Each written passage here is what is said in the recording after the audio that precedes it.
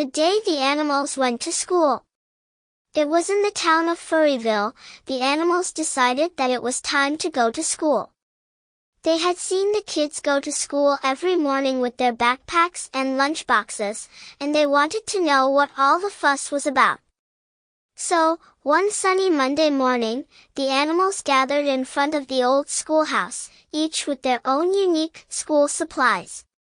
First came Benny the bear, carrying a giant log as his pencil. "This is how I draw in the forest," he boomed with a big grin. Next was Timmy the Tortoise, who arrived 3 hours late. He carried a huge stack of leafy salads.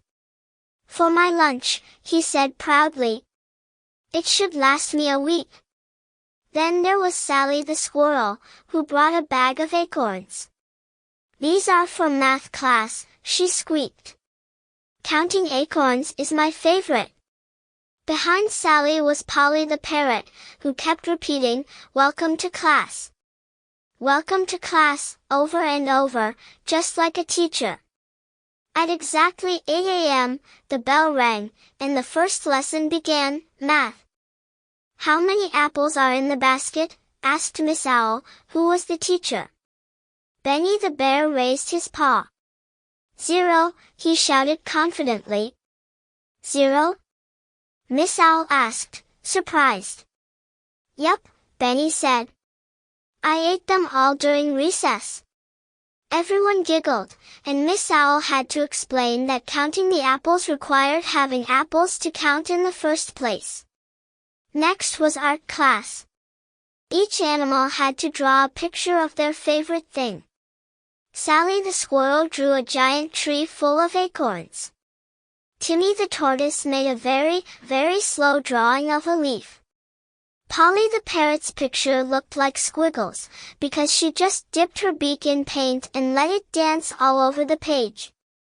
But Benny the bear surprised everyone by drawing a picture of himself eating honey. "I'm an artist," he said, smearing honey all over the paper for a realistic touch. Finally, it was time for gym class, and the animals were excited. They had to run around the field, but Timmy the tortoise barely made it halfway around before he decided it was nap time. Benny the bear tried to do push-ups but ended up rolling on the ground, laughing at himself. Sally the squirrel zoomed up and down the trees so fast that she made everyone dizzy. Polly the parrot sat on the sidelines, cheering, "Go, Timmy! You're so slow." The last class of the day was science, and Miss Owl asked them to perform an experiment with water. Timmy decided to take a swim, while Sally tried to build a tiny dam with sticks.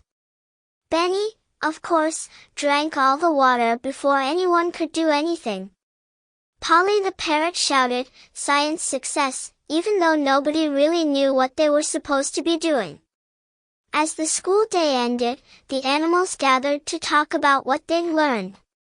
"I learned that school is fun," said Benny the bear, licking honey off his paws. "I learned that acorns are great for counting," said Sally the squirrel, holding up 100 acorns in her tiny paws. "I learned that school is a good place for a nap," said Timmy the tortoise, who was already falling asleep. "And I learned how to be the best teacher ever," squawked Polly the parrot, who had never stopped repeating the last thing anyone said all day. The animals waved goodbye to Miss Owl, promising to come back for another day of learning, and left the schoolhouse chattering and laughing all the way home. And from that day on, the animals of Furryville decided that every Monday would be Animal School Day, even if they didn't really get much learning done. Because who said school wasn't supposed to be a little bit silly? The end.